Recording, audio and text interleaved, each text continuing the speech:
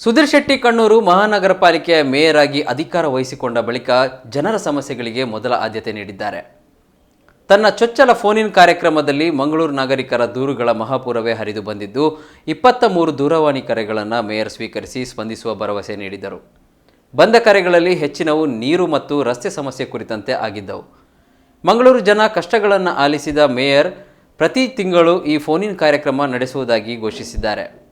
ನಗರದ ಹಲವೆಡೆ ಕಾಂಕ್ರೀಟೀಕರಣಗೊಂಡ ರಸ್ತೆಗಳ ಅಂಚುಗಳನ್ನು ಸಮತಟ್ಟುಗೊಳಿಸದಿರುವ ಕಾರಣ ದ್ವಿಚಕ್ರ ವಾಹನ ಸವಾರರಿಗೆ ಆಗುತ್ತಿರುವ ತೊಂದರೆಗಳು, ನಂತೂರು ಜಂಕ್ಷನ್ನಲ್ಲಿ ಸಂಚಾರ ಅಸ್ತವ್ಯಸ್ತವಾಗಿರುವ ಕುರಿತು, ನಗರದಲ್ಲಿ ಬೇಕಾಬಿಟ್ಟಿ ವಾಹನಗಳನ್ನು ನಿಲ್ಲಿಸಿ ಪಾರ್ಕಿಂಗ್ ನಿಯಮ ಉಲ್ಲಂಘಿಸುವ ಬಗ್ಗೆ, ವಸತಿ ಸಮುಚ್ಚಯದ ಪಾರ್ಕಿಂಗ್ ಪ್ರದೇಶವನ್ನು ವಾಣಿಜ್ಯ ಉದ್ದೇಶಗಳಿಗೆ ಬಳಸುವ ಬಗ್ಗೆ ಹೆಚ್ಚಿನ ದೂರುಗಳು ಬಂದಿದ್ದು, ಕೆಲವನ್ನು ಅಧಿಕಾರಿಗಳಿಂದ ಸರಿಪಡಿಸಲು ಸೂಚಿಸಿದರೆ ಮತ್ತೆ ಕೆಲವು ಪರಿಶೀಲನೆ ನಡೆಸಿ ಕ್ರಮ ಕೈಗೊಳ್ಳುವ ಭರವಸೆ ನೀಡಿದ್ದಾರೆ. ಬೀದಿ ಬದಿ ವ್ಯಾಪಾರಸ್ಥರು ನಗರದ ಅನೇಕ ಕಡೆ ರಸ್ತೆ ಹಾಗೂ ಫುಟ್ಪಾತ್ ಅತಿಕ್ರಮಣ ನಡೆಸಿದ್ದಾರೆ. ಈ ಬಗ್ಗೆ ಪಾಲಿಕೆ ಕ್ರಮ ಕೈಗೊಳ್ಳಬೇಕು, ಕಸ ವಿಲೇವಾರಿ ಸಮರ್ಪಕವಾಗಿ ನಡೆಯುತ್ತಿದೆ ಎನ್ನುವುದರ ಕುರಿತು ಮೇಲ್ವಿಚಾರಣೆ ನಡೆಸಲು ಸಾರ್ವಜನಿಕರು ಹಾಗೂ ತಂತ್ರಜ್ಞರನ್ನು ಒಳಗೊಂಡ ಉಸ್ತುವಾರಿ ಸಮಿತಿ ರಚಿಸಬೇಕು ಎಂದು ಸಾಮಾಜಿಕ ಕಾರ್ಯಕರ್ತ ಜಿಕೆ ಭಟ್ ಮನವಿ ಮಾಡಿದರು.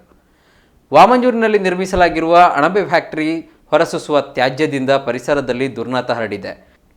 ಫ್ಯಾಕ್ಟರಿಗೆ ಬಂದು ಹೋಗುವ ಘನ ವಾಹನಗಳಿಂದ ಇಲ್ಲಿನ ರಸ್ತೆಗಳು ಹಾಳಾಗಿದ್ದು, ಜೀವನವೇ ದುಸ್ತರವಾಗಿದ್ದ ಬಗ್ಗೆ ಬಂದ ದೂರಿಗೆ ಉತ್ತರಿಸಿದ ಮೇಯರ್, ಅಣಬೆ ಫ್ಯಾಕ್ಟರಿ ಯಾವ ರೀತಿ ಕಾರ್ಯನಿರ್ವಹಿಸಬೇಕು ಎನ್ನುವ ಕುರಿತು ಜಿಲ್ಲಾಧಿಕಾರಿಗಳು ಮಾರ್ಗಸೂಚಿ ಹೊರಡಿಸಿದ್ದಾರೆ.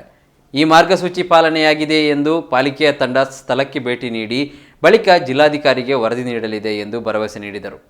ಮಂಗಳೂರು ಮಹಾಜನತೆ ಪಡುವ ದೈನಂದಿನ ಭಾವನೆ ಆಲಿಸಿದ ಮೇಯರ್ ಸುಧೀರ್ ಶೆಟ್ಟಿ ಕಣ್ಣೂರು ಪ್ರತಿ ತಿಂಗಳು ಈ ಫೋನ್ ಕಾರ್ಯಕ್ರಮವನ್ನು ನಡೆಸಿಕೊಂಡು ಹೋಗುವುದಾಗಿ ಹೇಳಿದ್ದಾರೆ.